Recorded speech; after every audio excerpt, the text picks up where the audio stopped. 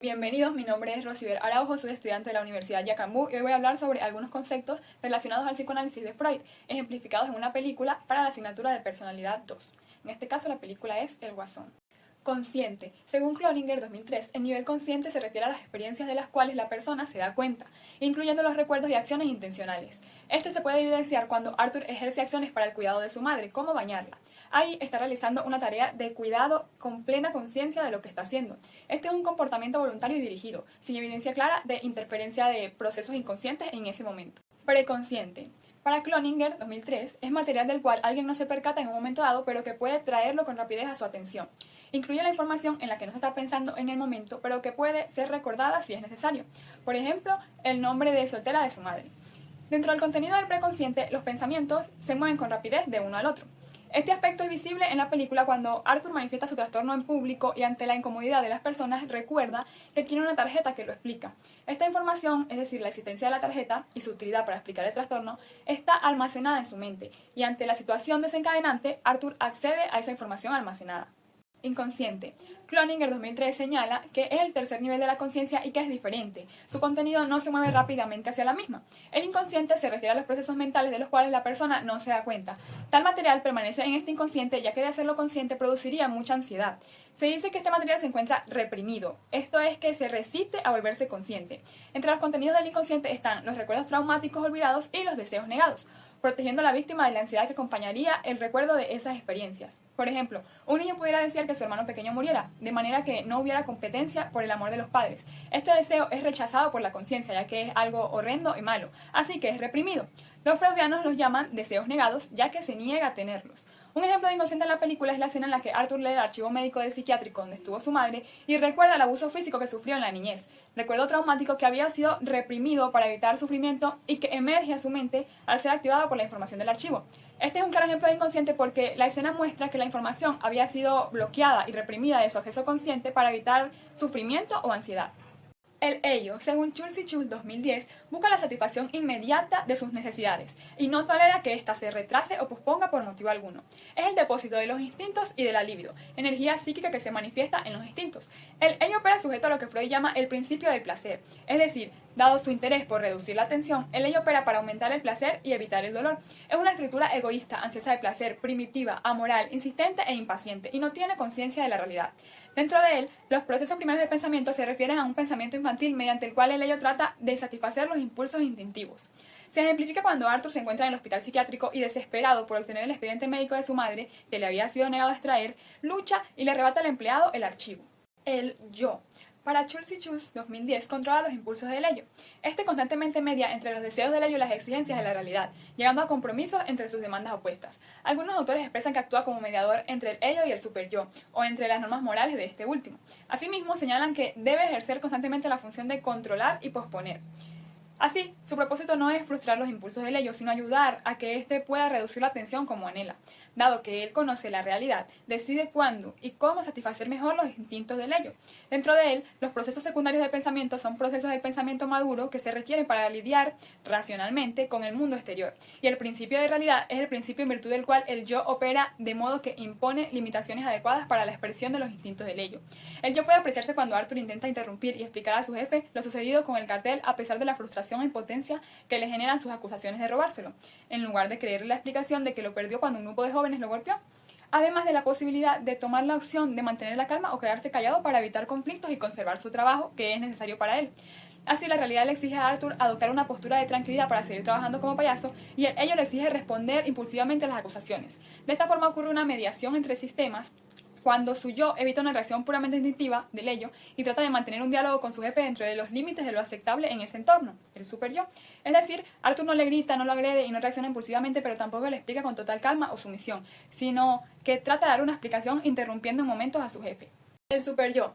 Schultz y Schultz 2010 afirman que, según Freud, este es un aspecto moral de la personalidad, la interiorización de los valores y las normas de los padres y la sociedad. Dentro de él, la conciencia es el componente que contiene las conductas por las que ha sido castigado el niño, y el yo ideal es el componente que contiene las conductas morales o ideales por las que debería luchar una persona. Estas ideas del bien y el mal se adquieren en la niñez. Los niños, por medio del elogio, el castigo y el ejemplo, aprenden cuáles son las conductas que sus padres consideran buenas o malas, o que producen aceptación o rechazo. Con el tiempo, internalizan estas enseñanzas y se aplicarán ellos mismos los premios y los castigos. Aquí el autocontrol sustituye al control de los padres, y se pasa de comportarse en conformidad con estas normas morales, que ahora son en gran medida inconscientes. En razón de la internalización, se siente culpa o vergüenza cada vez que se efectúa o incluso se piensa en realizar una acción contraria a este código moral. En su calidad de árbitro moral, el superyo es inexorable, incluso cruel, en su lucha por la perfección moral. No se diferencia mucho de lo que es el ello en términos de su intensidad o hincapié en la obediencia. Su propósito no solo es posponer las exigencias del placer del ello, como hace el yo, sino inhibirlas por completo. El superyo no lucha por conseguir placer como el ello, ni por alcanzar metas realistas como el yo, tan solo busca la perfección moral. Así, el ello presiona para lograr la satisfacción, el yo trata de posponerla y el superyo se afana por la moralidad ante todo. Esto se puede observar cuando el amigo de Arthur le da la pistola y él le dice que no puede estar armado en la calle. Esto demuestra que ha internalizado ciertas normas morales y sociales y que está dispuesto a cumplir con las restricciones sociales sobre las mismas. Mecanismos de defensa. Según Schultz y Schultz 2010, son estrategias empleadas por el yo para defenderse de la ansiedad que le provocan los conflictos de la vida diaria. Incluyen la negación o la distorsión de la realidad. La ansiedad en este contexto es una señal de peligro inminente o una amenaza para el yo, que se debe contrarrestar o evitar. Freud postuló varios mecanismos de defensa y señaló que rara vez se utiliza uno solo. Generalmente la defensa contra la ansiedad se realiza usando varios al mismo tiempo. Si bien sus aspectos concretos no coinciden, todos comparten dos características. Primero, son negaciones o distorsiones de la realidad. Y segundo, operan de modo inconsciente, es decir, no se es consciente de ello. O sea que en el nivel consciente se tienen imágenes desvirtuadas o irreales del mundo y de uno mismo. En la película Guasón se puede observar el uso de varios mecanismos de defensa por parte de Arthur. Entre ellos, el desplazamiento, mecanismo de defensa que implica transferir los impulsos del ello de un objeto amenazador o de uno que no está disponible a otro que sí está disponible. Por ejemplo, reemplazar la hostilidad del jefe por la hostilidad contra un hijo. En la película es evidente cuando, después de ser maltratado por su jefe, Arthur patea la basura en la calle.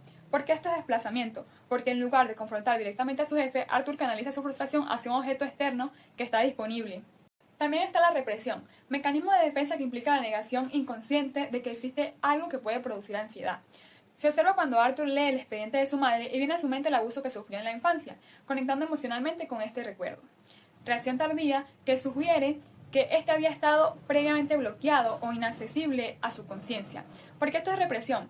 Arthur no tenía acceso consciente a estos recuerdos antes de leer el archivo, lo que indica que su mente los había reprimido para protegerlo del trauma.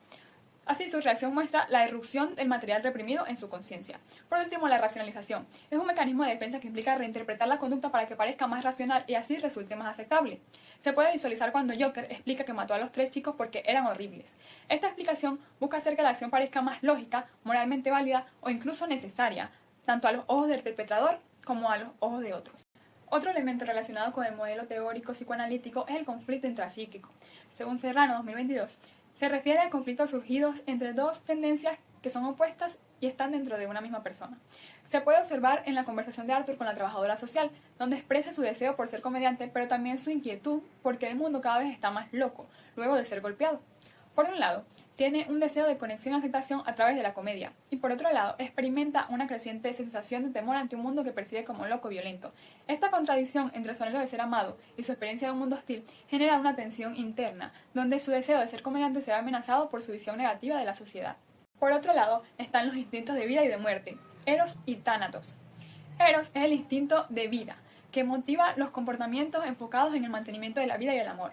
Y Tánatos es el instinto de muerte, una fuerza destructiva que dirige de manera inevitable hacia la muerte, motivando toda clase de agresiones, incluyendo el suicidio y la guerra. En Joker, Eros se manifiesta en el anhelo de Arthur por conexión, reconocimiento y su aspiración a ser comediante, representando su deseo de vida y de creatividad. Tánatos, en cambio, emerge a través de su creciente desesperanza, la violencia y su entrega al caos, reflejando su impulso destructivo. La película muestra cómo Tánatos termina dominando, convirtiendo a Arthur en Joker. Conclusión. El análisis fílmico permite comprender la esencia de los conceptos de la teoría psicoanalítica de Freud. Además, facilita la aplicación de la misma más allá del plano teórico, explorando su manifestación en el cine. En Joker se observa la interacción entre el consciente, preconsciente e inconsciente, así como la dinámica entre el ello, el yo y el superyo. Arthur refleja cómo sus impulsos chocan con la moral y la frustración social, mientras su yo intenta mediar entre estas tensiones con creciente dificultad. A su vez, los mecanismos de defensa que emplea ilustran la relación entre la personalidad y su entorno. Así, el psicoanálisis no solo ofrece un marco para interpretar la psicología de los personajes, sino que también profundiza en la construcción narrativa del cine, enriqueciendo la comprensión de la conducta humana en su dimensión teórica y creativa. Por último, se pueden observar las referencias bibliográficas. Muchas gracias.